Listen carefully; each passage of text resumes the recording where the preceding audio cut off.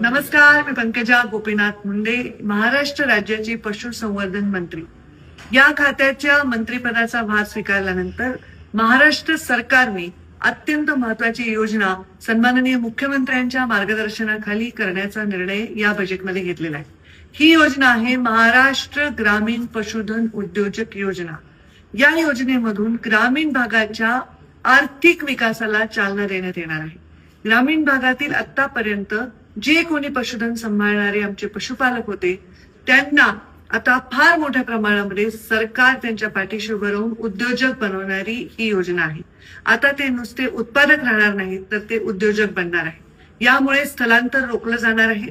शहरीकरणावर वेगळ्या पद्धतीने सकारात्मक परिणाम होणार आहेत. ग्रामीण भागातील जीनची पॅन्ट टी शर्ट घातलेला गॉगल घातलेला तरुण हा उद्योजक बनणार आहे.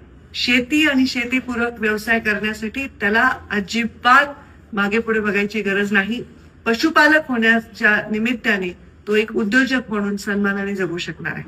महाराष्ट्रातील ग्रामीण युवकांसाठी ही सुवर्ण संधी आहे.